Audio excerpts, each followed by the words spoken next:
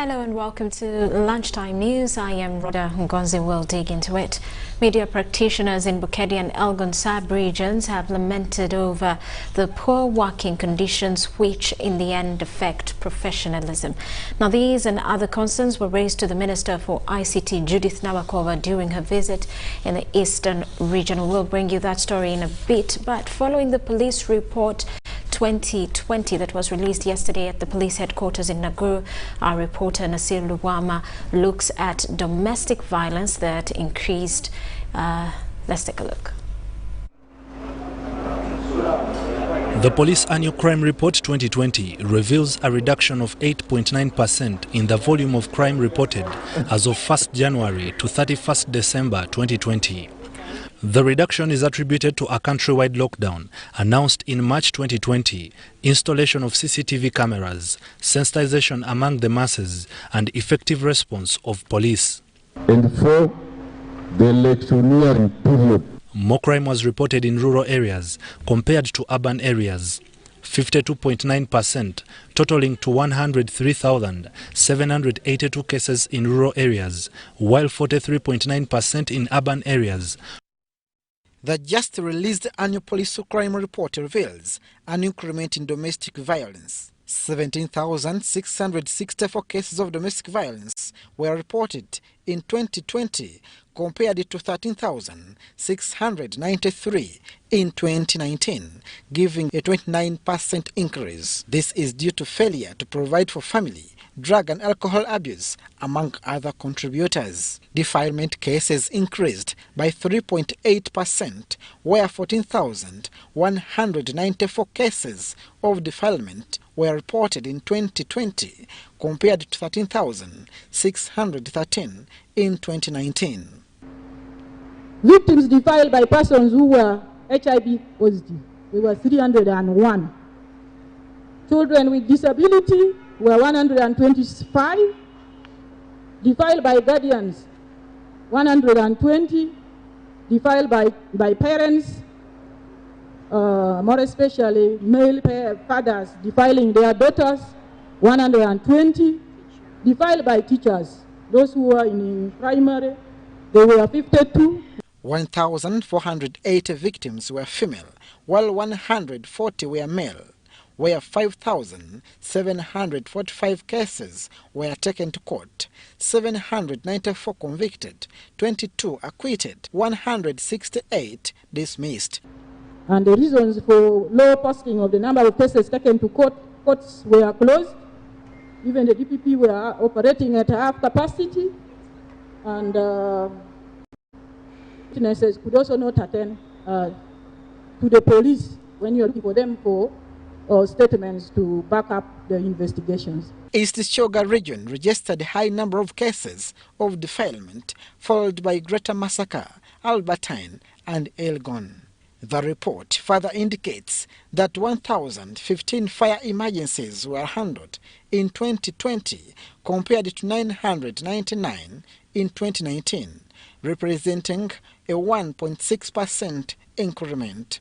It was because there were more people at home during 2020, during lockdown, that more fires occurred in residential places and contributed to a rise in the number of fire incidents compared to 2019. Police, on the other hand, is still challenged by inadequate resources and manpower gaps to respond to crimes and emergencies effectively.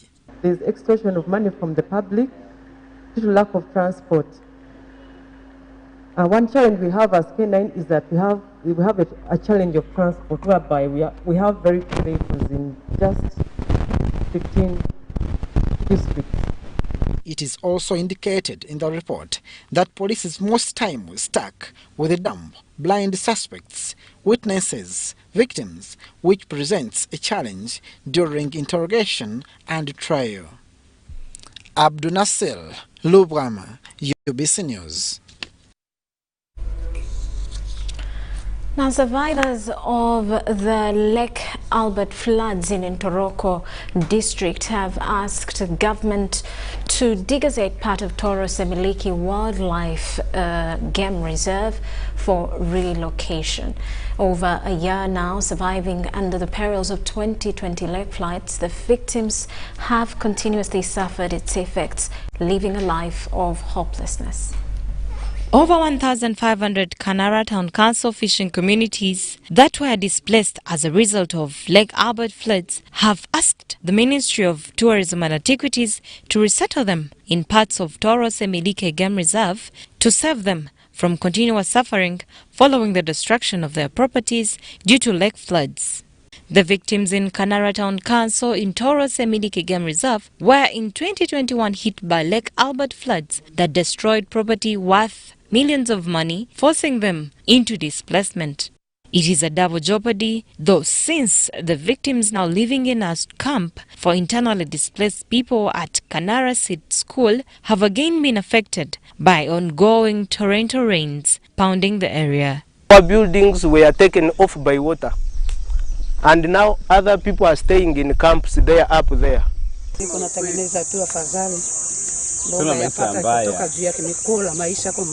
land is for secondary. So anytime they will chase us here. Now we have nowhere to go. People are poverty. They don't have money to buy boats.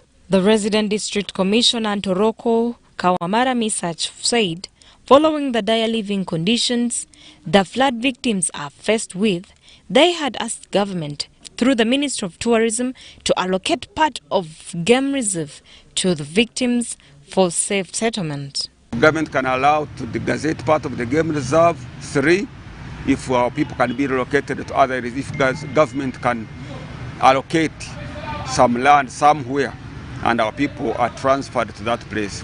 The Kanara Town Council NRM chairman Muhwezi Ismail said they have written directly to President Yoweri Museveni over their plight. He said the neighboring safe land, which can accommodate the flood victims, is the Toro Semiliki Game Reserve, which belongs to government, but the Line Ministry has not yet responded to the outcry, even when there have been several communications to that effect. I communicated about the floods, but floods. People are in a camp, which it's not supposed to be. I asked him at least to relocate people who were affected by water. I asked him about the road. Let the road start. We enjoy our NRM fruits. Khalesia Stephen, Irene Kungu, UBC News. Meanwhile, women activists have asked government to enhance hygiene amenities in the female cells, especially at police stations.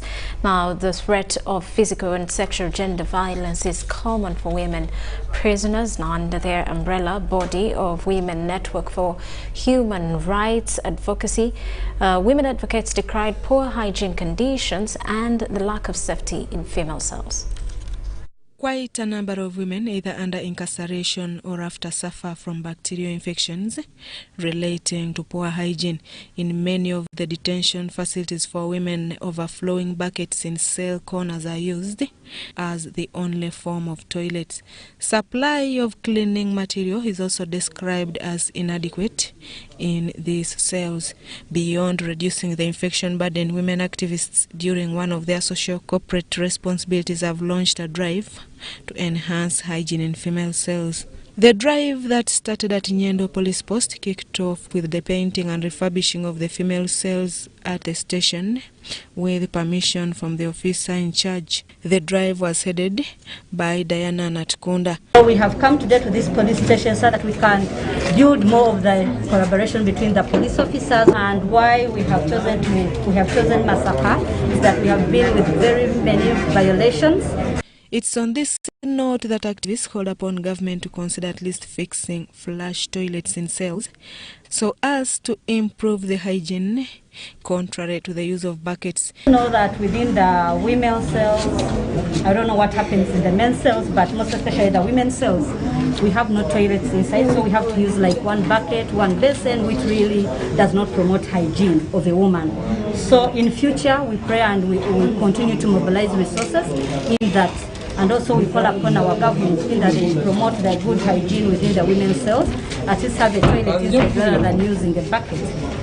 Nyendo Police Post is one of those booths that receive quite a number of female suspects, something the area person says relates to the activities around the area. Nonetheless, the officer in charge, Nyendo Police Post, Arnold Arinit, recommended the women for their humanitarian gesture. He says this is a good gesture towards strengthening of collaboration between the law enforcers and the general public. Of course, painting the cells doesn't mean that they are encouraging people to always put them in. The drive to be rolled out across the country was held in commemoration of 8th March, Women's Day. Susan Naonga reporting for UBC TV. Meanwhile, media practitioners in Bukedi and Elgon sub-regions have lamented over the poor working conditions which in the end affect professionalism. These and other concerns were raised to the Minister for ICT, Judith Nabakova, during her visit in the Eastern region. Nabakova's 4-day working tour in Eastern Uganda saw her interact with the media fraternity. At Tororo District Headquarters, the Minister for ICT convened with the Bukedi Sub-Region Media Association leaders. You have given us support. I cannot stop thanking you because these people couldn't do their work without your support. In COVID, you did a wonderful job. You kept the public informed. And that's why probably we managed even to contain the pandemic. Top on the agenda was the post-election role of media. We want you to be our ambassadors. Teach the wananchi. Give them the information. They may not know. We assume they know, but at times they may not know what government has in stock for them. But if we tell them that government is doing this, government has this, and these are the channels of participating and involving yourselves in these programs, that's when we can have feedback and probably an impact created onto the communities as far as wealth creation is concerned. The little attention and awareness of government projects by the regional media topped the minister's communication. However, their responses were also worth noting down. That at times they call us as government people to appear for the 1 hour which is given to us, then we fail to utilize the 1 hour. You'll find that some of these media houses do not have capacity. Even those that have capacity are profit-driven. They do not undertake capacity building, including in-house training. So we try to even come in an organized manner to benefit from government programs, but you'll never see any. Now, what do we end up doing? We end up criticizing the ones which are there because we have failed to benefit from them all. Because now we have applied, we have bought, we failed to get. We start speaking against it, how it is bad, how it is not helping, because we have not been beneficial with that particular program. The engagement was attended by, among others, the resident District Commissioner Tororo District, the LOC5 chairperson, and the District Police Commander. Another media engagement was that of Elgon region in Mbali City. But now elections are done. How do we refocus and reposition ourselves? Here, accountability for the 1 hour government-free airtime space on all media channels dominated the debate. Media houses here in Mbali are almost denying us the 1 hour which we were supposed to get a week as government. Please, we request you to honor that 1 hour. For Elgon FM, we have airtime, government airtime. That 1 hour is there every Thursday from 7 to 8 p.m. But you have a scenario where someone will commit themselves and they're going to come to that talk show and you're ready. And the next time you call the guys, the phones are off or tells you I've gotten an emergency. The other issue we are getting with the government airtime is that, for example, another DC will want to personalize that program. Speaker after speaker continued blaming government officials for turning down talk show invitations. During the time of campaigns, people could be polite. You find this person have sent a member, the other one have sent a member. Ononyechi, government airtime. I take with government airtime. And the politicians are the ones who are sent. So we don't know who's organizing. And even the person who are coming, sometimes when they come, they ask you what are we going to talk about? Yes, they have come to talk about government programs. Working under fruitless and subversive conditions was raised as a major hindrance to the effective flow of information in the Elgon sub-region. Journalists are going through a lot of problems. You have issues where media houses will, someone goes 6 months without pay, 8 months without pay, and this guy is working, and maybe the media organization is making the money. So I think sometimes it's deliberate. The resident city commissioner Mbale, the deputy managing director UBC, Maurice Mugisha, was among the attendants of the Elgon ICT Media Dialogue. Robert Onyango, UBC News, Eastern Uganda. With that, we take a quick break. When we return, more details. This is Lunchtime News.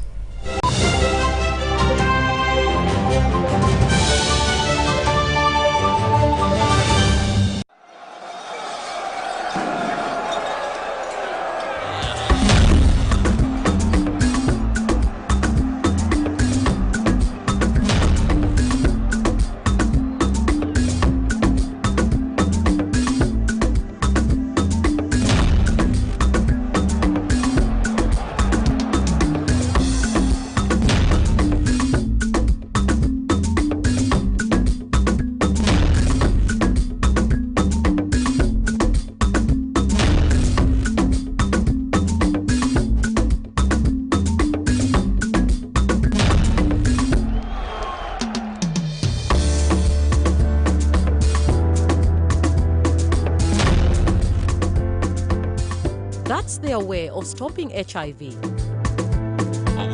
What about you?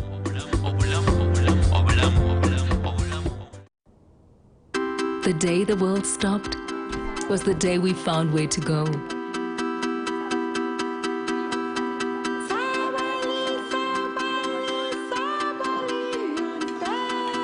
From now on, we're not going to leave anything on our plates, because we've learned to savor the moments that were always there, and they never tasted this good.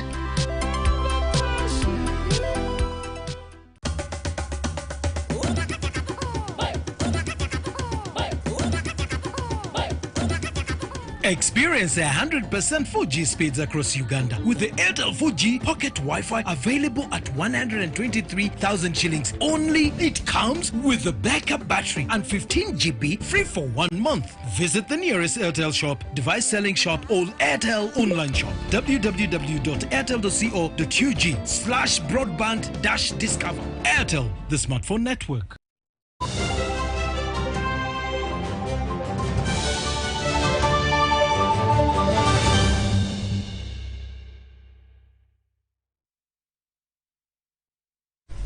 Welcome back. Now on the international scene, the start of quarantine-free travel was relief for families who have been separated by the COVID-19 pandemic, as well as the struggling travel or tourist operators. The opening of a long-anticipated travel bubble between Australia and New Zealand at the Wellington Airport on Monday marked the start of passengers arriving from New Zealand after the Trans-Tasman travel bubble opened overnight following an extended border closure due to the COVID-19 outbreak at Sydney Airport in Australia. It's the precious moment that so many people have waited more than 12 months for. The opportunity to see loved ones for the first time since COVID-19 turned their lives upside down in 2020.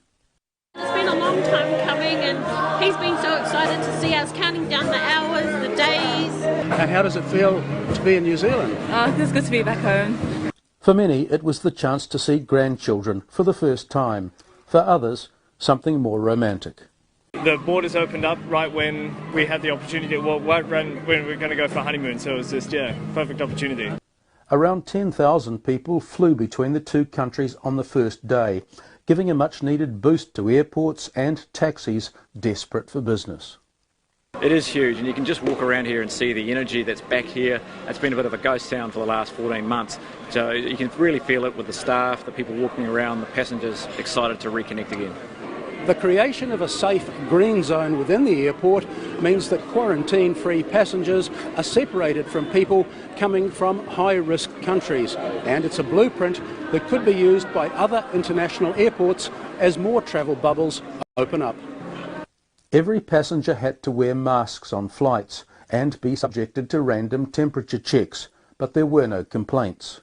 I think they're doing a fantastic job with all their kind of safety measures, and yeah, we were very safe. One of the conditions of travel is that borders could be shut immediately if there's a fresh COVID outbreak, but no one seemed to mind being trapped in New Zealand. Do you realise if there's another outbreak in New Zealand, you could get stuck here? Yeah, but I mean, that's not the worst thing in the world. I've got a lot of family here, so yeah. If it happens, it happens. I was willing to take the risk. And for Australasia's airline industry, it's time to celebrate. By getting the Trans-Tasman back, that means that most of our pilots and cabin crew and all frontline staff will be back to almost full hours, which will be really good for them. One thing hasn't changed though. International flights still run late. Meanwhile, Kenya's President Uhuru Kenyatta has decried the growing number of conflicts in Africa and called for the upscaling of conflict resolution efforts on the continent. Kenyatta spoke during a virtual United Nations Security Council high-level open debate on Monday on the cooperation between the UN, regional and sub-regional organizations in conflict prevention and resolution. Kenyatta, who is also the current chairperson of the African Union Peace and Security Council, told the meeting chaired by the newly elected president of Vietnam, Nguyen Xuan, that peace and stability was a key priority for Africa. Now, to lessen the burden of conflicts on the African continent, Kenyatta made 5 recommendations to the UNSC, which include more support for peacekeeping efforts, consideration of the cross-border dimensions of conflicts and proper disarmament, demobilization and reintegration programs. Further, Kenyatta challenged the UN to be at the forefront in assisting countries that are emerging from conflict to develop their civil service and to provide more humanitarian assistance in conflict environments. On strengthening peacekeeping activities in Africa, the Kenyan heads of state challenged the UN to consult and leverage more on regional conflict resolution mechanisms. Now, he said the disarmament programs should ensure that fighters are returned to lawful civilian life so as to guarantee sustainable peace and successful post-conflict reconstruction. Kenyatta said Kenya has developed one of the most comprehensive conflict disengagement and reintegration programs in Africa.